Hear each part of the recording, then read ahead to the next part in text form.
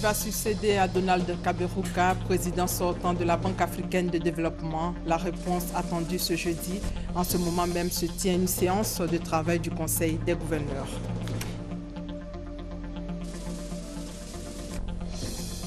Dans l'actualité également, l'UEMOA met plus de 15 milliards de francs CFA à la disposition des banques ivoiriennes, un montant mobilisé après un emprunt obligataire. Plus de détails dans quelques instants. Au Nigeria, Buhari, le nouveau président, prend officiellement fonction demain vendredi. À la veille de son investiture, les populations expriment leurs attentes. Bonjour à tous. Rendons-nous au palais présidentiel pour faire le point des audiences du président de la République.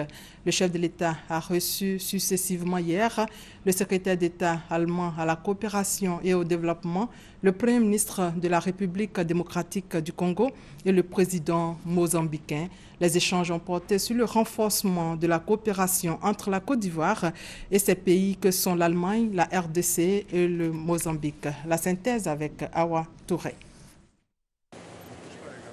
Le président de la République Alassane Ouattara et son homologue mozambicain Filipe Nyusi ont abordé des questions d'intérêt commun aux deux pays. La Côte d'Ivoire, pour le président Filipe Nyusi, est un bon exemple en Afrique, raison pour laquelle il entend renforcer ses relations de coopération avec ce pays.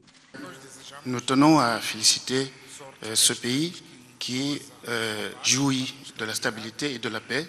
Et c'est un très bon exemple en Afrique, parce que c'est un pays qui connaît une stabilité véritable. Et nous voudrions également féliciter le pays et souhaiter bonne chance pour les élections qui vont se tenir le 25 octobre. Et nous espérons que tout le processus va se dérouler dans de très bonnes conditions et qu'une fois encore, nous allons rencontrer Monsieur le Président pour parler encore d'un certain nombre de sujets qui nous intéressent, qui intéressent les deux pays, en particulier en matière de développement. Nous savons que la Côte d'Ivoire est un exemple dans le domaine agricole, dans le domaine de l'éducation. Nous allons échanger également dans le domaine des hydrocarbures. Donc voilà, nous souhaitons très bonne chance à la Côte d'Ivoire. Le Premier ministre de la République démocratique du Congo, Matata Ponyo Mapon, a pour sa part indiqué avoir transmis un message de fraternité et de félicitations du président Joseph Kabila au président de la République Alassane Ouattara. L'Afrique tout entière suit de très près la reprise économique significative de la Côte d'Ivoire et le replacement, en tout cas en tête d'affiche de la Côte d'Ivoire dans la sous-région. Le chef de l'État de la République démocratique du Congo m'a chargé de renouveler sa vision d'avoir une relation stratégique entre la Côte d'Ivoire et la République démocratique du Congo. Et là-dessus, nous pouvons vous rassurer que nous avons reçu une réponse très très favorable. Le renforcement de la coopération entre la Côte d'Ivoire et l'Allemagne, notamment dans le secteur de la santé, était au centre des échanges entre le président de la République Alassane Ouattara et le secrétaire d'État allemand à la coopération et au développement, gouverneur de la Banque africaine de développement pour l'Allemagne, Thomas Silberhorn. La coopération entre l'Allemagne et la Côte d'Ivoire a 40 ans d'existence et depuis l'accession à la présidence du président Ouattara, nous avons pu relancer cette coopération d'une façon dynamique et progressive. Nous sommes conscients du fait à quel point il est important d'assurer des investissements durables dans le domaine de la santé, notamment dans les infrastructures et les systèmes de santé. Et il n'a pas échappé à l'attention internationale à quel point la Côte d'Ivoire a été efficace dans la prévention de l'extension de l'épidémie d'Ebola dans le pays, puisqu'on n'a connu aucun cas ici. Et c'est dans ce sens-là qu'il faut poursuivre.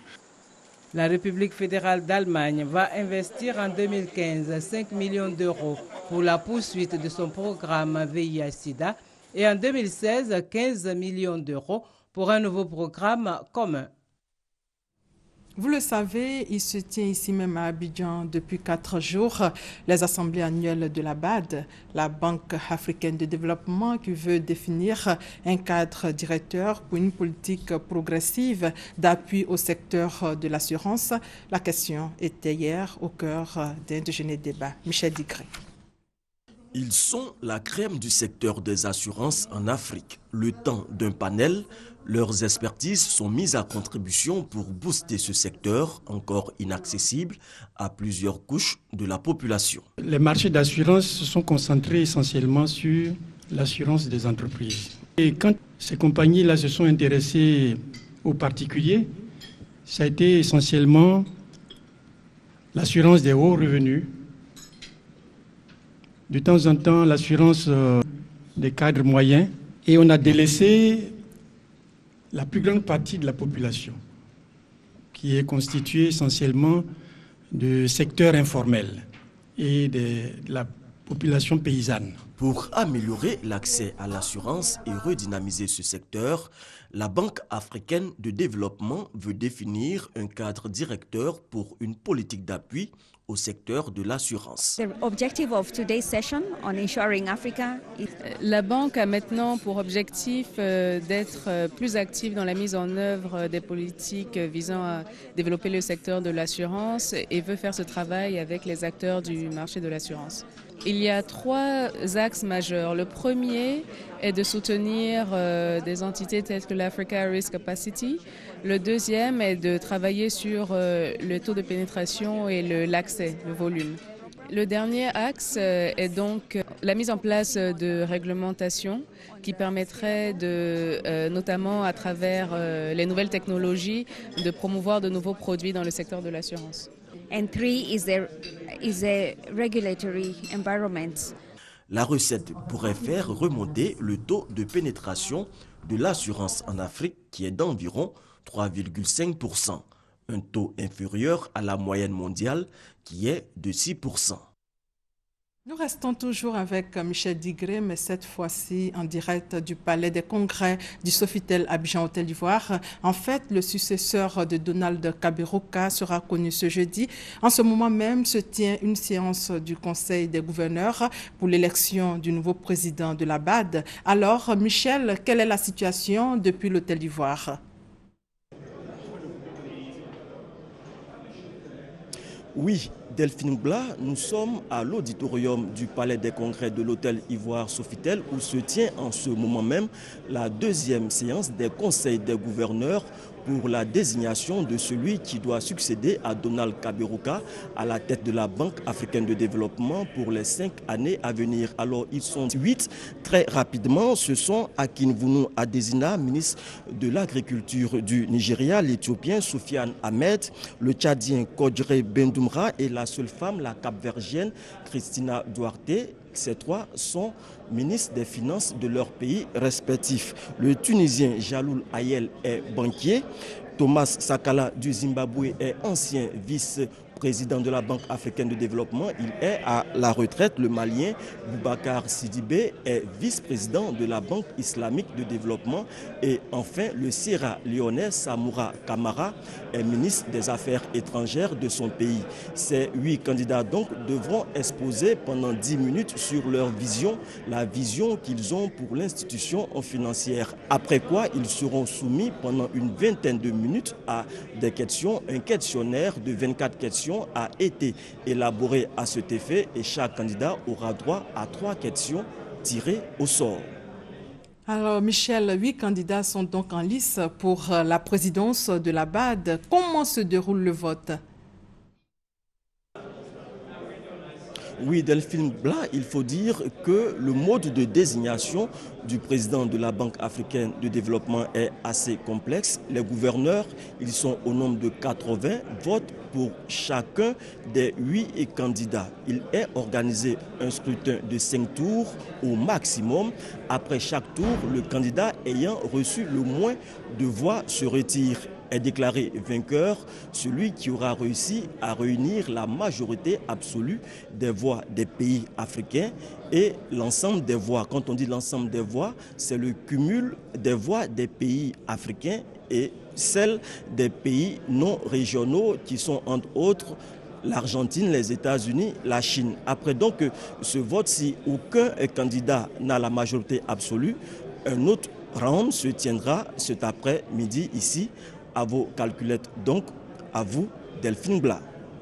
Merci Michel pour toutes ces informations. Tous les yeux sont donc rivés vers le palais des congrès du Sofitel Abidjan Hôtel Ivoire, d'où la fumée blanche désignant le nouveau président de la BAD devra peut-être sortir ce jeudi. Dans l'actualité également, l'Union économique et monétaire ouest-africaine met 15,5 milliards de francs CFA à la disposition des banques ivoiriennes, un montant mobilisé après un emprunt obligataire levé sur le marché financier régional sur la période du 1er au 22 décembre dernier. Hier, cet emprunt obligataire d'une durée de vie de 10 ans a connu sa première cotation à la Bourse régionale des valeurs mobilières. Jean-Jacques Kwame est là pour plus de détails. Sur 15 milliards attendus sur le marché financier, la Caisse régionale des refinancements hypothécaires de l'Union économique et monétaire ouest-africaine UEMOA a finalement levé 15,5 milliards de francs CFA. La Côte d'Ivoire est en tête des souscripteurs avec 40%.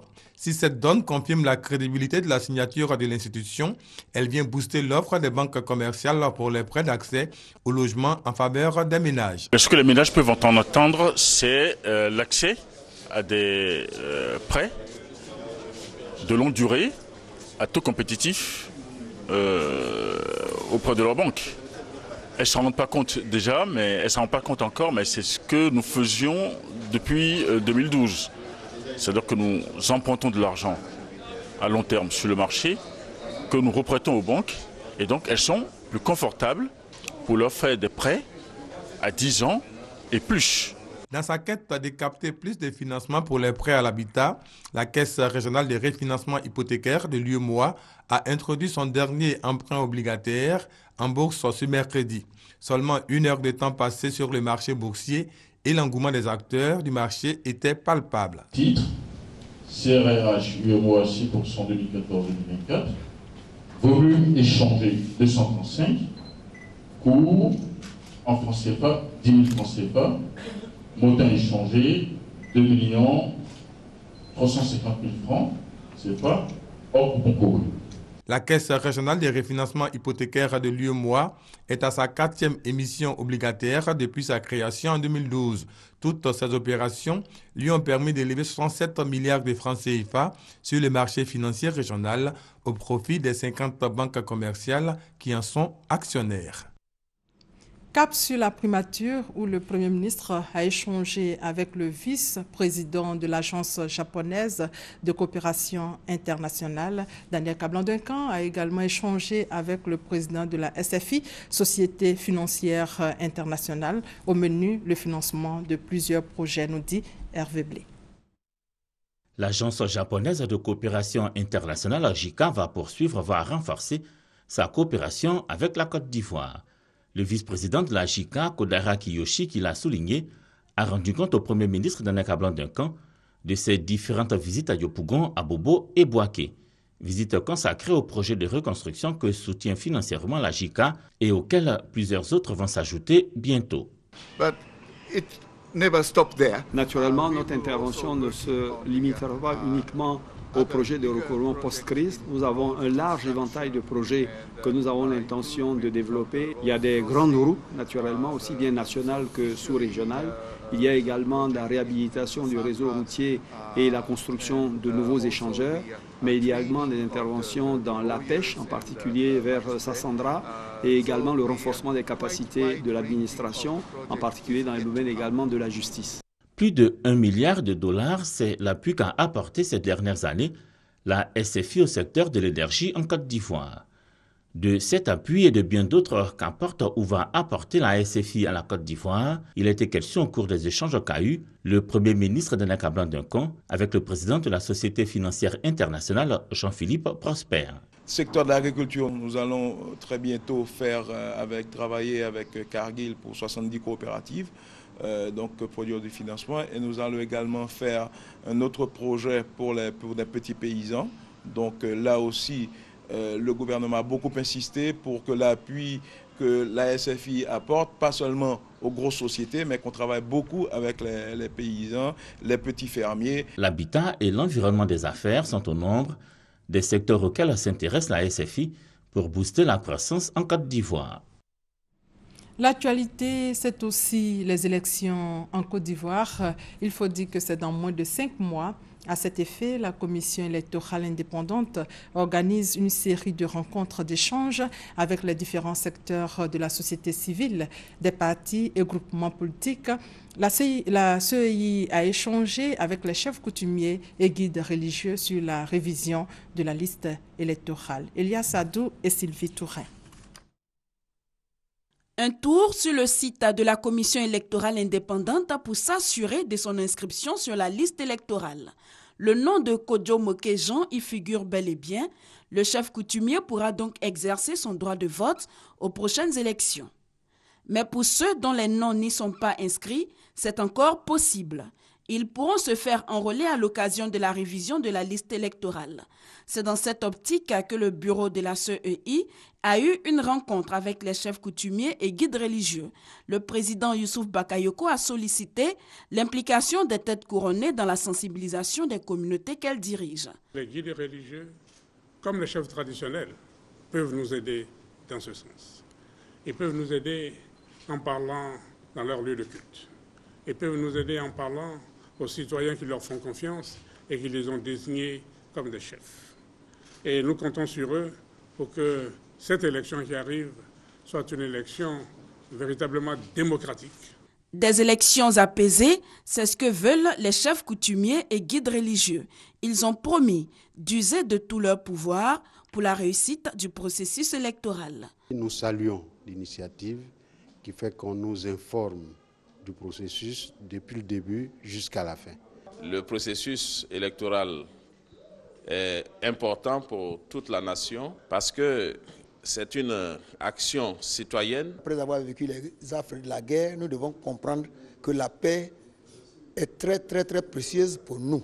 La révision de la liste électorale concerne un peu plus de 5 700 000 personnes déjà inscrites sur le listing de 2010 et environ 3 millions d'Ivoiriens en âge de voter et non encore enrôlés. 2000 centres d'enrôlement seront implantés sur l'ensemble du territoire avec 500 équipes mobiles à compter du 1er juin. Comment communiquer efficacement sur les activités parlementaires? La question mobilise depuis hier Ayam Sokro, député et journaliste. C'est à l'initiative de l'USAID pour renforcer les capacités des participants sur les missions et fonctionnement de l'Assemblée nationale. Léon Brou, notre envoyé spécial, Ayam Sokro. Il représente le peuple, vote les lois et contrôle l'action gouvernementale, mais ces trois fonctions restent encore mal perçues, voire ignorées par les populations et le député très souvent incompris. Constat de l'USAID et même des parlementaires. Le parlementaire est perçu simplement comme un agent de développement au même titre qu'un maire ou encore un président de conseil régional. N'est-ce pas pour cela qu'il est sollicité pour la construction d'infrastructures?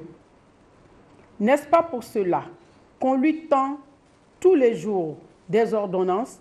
Pour des observateurs, cette situation relève en partie du député. Il promet en période de campagne notamment des actions hors de ses prescriptions constitutionnelles. On ne peut pas interdire à un député d'apporter du soutien à sa population, mais les députés seraient plus efficaces en aidant les populations à régler des problèmes d'intérêt général plutôt que de servir de caisse sociale. Il faut que les populations sachent quelles sont les trois missions constitutionnelles des députés. À partir de là, si un candidat à la députation vient faire de la démagogie, il appartient aux populations de lui dire que cela ne fait pas partie de vos missions qui ont été définies par la Constitution. Pour y arriver, l'USAID renforce les capacités des députés et des journalistes sur les missions et fonctions de l'Assemblée nationale, les premiers pour éviter les éventuelles confusions et les derniers pour mieux informer sur les activités parlementaires. Constitue également l'objet des 2 jours d'échange et de réflexion, les actions de communication à entreprendre par les députés et les journalistes à l'intention des citoyens. Les 3 fonctions du député et leurs implications sont passées en revue, ainsi que la place de l'Assemblée nationale dans la vie d'une nation. Deuxième institution de la République, la communication autour des activités parlementaires s'impose en tant qu'exigence démocratique et de transparence. Sachez également qu'à Yamoussoukro, la 23e session de l'Assemblée régionale Afrique de l'APF, l'Assemblée parlementaire de la francophonie s'ouvre ce jeudi et ce jusqu'au 30 mai à la Fondation Félix Houphouët-Boigny. Pour la victoire du candidat du RHDP Alassane Ouattara en octobre prochain, l'association Baraka Lumière a investi sa présidente nationale, l'objectif étant de mobiliser les membres de l'association et les militants. Chris Diomandé et Abou Sanogo. L'association Baraka Lumière, mobilisée pour la réélection du président Alassane Ouattara en octobre prochain. Voilà l'objectif de cette association composée essentiellement de femmes. Sarah Massandje Touré a été investie à la tête de ce regroupement. Elle a rendu un hommage au président de la République Alassane Ouattara pour ses actions. Au nom du président de l'Assemblée nationale, Mariam Traoré a exhorté les membres de l'association à œuvrer dans le sens du vivre ensemble prôné par le chef de l'État Alassane Ouattara. Pour atteindre son objectif, l'association Baraka Lumière a intentionné toutes les communes du district d'Abidjan et les villes de l'intérieur pour sonner la mobilisation autour du candidat du RHDP, Alassane Ouattara. Dans le cadre de ses activités en faveur de la paix, l'Association ivoirienne pour les Nations Unies a installé une cellule d'écoute et de dialogue à Yamoussoukro. Il s'agit de contribuer à la promotion de la paix et de la réconciliation, mais aussi prévenir les conflits à 5 mois des élections présidentielles en Côte d'Ivoire. Kone Pagassoro. Dans quelques mois, la Côte d'Ivoire organisera les élections présidentielles. L'Association ivoirienne pour les Nations Unies, AINU, entend contribuer au succès de ces élections. À cet effet, les responsables de cette structure procèdent à l'installation des cellules d'écoute et de dialogue. La première est celle du district autonome de Yamoussoukro. Sa mission, prévenir et gérer les conflits, mais aussi sensibiliser les populations sur l'importance de la paix et de la réconciliation. L'installation de la cellule d'écoute et de dialogue du district autonome de Yamoussoukro, qui à terme, je suis persuadé, va permettre à notre pays de faire encore un saut qualitatif dans la consolidation de la paix. Jean-Richard Niago, président de l'Association ivoirienne pour les Nations Unies, a exhorté la cellule d'écoute et de dialogue du district autonome de Yamoussoukro à travailler avec toutes les populations sans distinction. Message bien perçu par la cellule. Nous pouvons vous assurer que nous agirons conformément à notre cahier des charges en étant de bons et fidèles interlocuteurs pour la promotion des actions de la paix auprès des populations de Yamoussoukro. L'AINU, en plus de la cellule d'écoute et de dialogue du district autonome de Yamoussoukro, envisage d'installer d'autres cellules sur tous les territoires nationaux dans les jours à venir. Dans le domaine de l'agriculture, les travailleurs du secteur de la canne à sucre, du Hambol et du Tchologo en fête pour avoir produit plus d'1 million de tonnes de canne à sucre. Cérémonie en présence du ministre Dosso Moussa. Kader Sogodogo pour plus de détails. L'économie ivoirienne peut compter sur le regain d'activité dans le secteur de la canne à sucre. L'État de Côte d'Ivoire, en privatisant ce secteur en 1997, avait pour objectif de le rendre plus dynamique. Cette année, la production a dépassé toutes les prévisions. 1 034 000 tonnes de canne à sucre. La fête de fin de campagne, comme le veut la tradition, est une occasion de faire passer la dernière remorque de canne et de célébrer les travailleurs les plus méritants. Le ministre d'État, ministre de l'Emploi, des Affaires sociales et de la formation professionnelle, Moussa Dosso, était présent pour saluer cette performance. Dans le gouvernement du président Alassane Ouattara, le mérite a besoin d'être célébré et c'est ce que je suis venu faire encore une fois en m'adressant à cette population active qu'aujourd'hui l'État de Côte d'Ivoire a eu raison de privatiser. 314 travailleurs ont été décorés pour leur acharnement au travail. Des travailleurs fiers de cette reconnaissance de l'État de Côte d'Ivoire. Mais je suis surtout content pour l'ensemble de nos 300 et quelques travailleurs que nous décorons aujourd'hui et qui là, c'est la reconnaissance de l'entreprise du travail qu'ils ont produit depuis. Beaucoup de souffrance, d'encaissement, mais aujourd'hui nous sommes en joie. La fête de la canne à sucre a été une occasion pour apprécier certaines notes du riche patrimoine culturel ivoirien. Les régions du Hambal et du Tchologo ont tout simplement fêté. En santé, le ministère de la Santé et de la lutte contre le sida a initié une journée de consultation gratuite du cancer. Plusieurs spécialistes américains sont là pour opérer des patients. Patricia Omouetia. En Côte d'Ivoire, il y a un peu plus de 12 000 cas de cancer.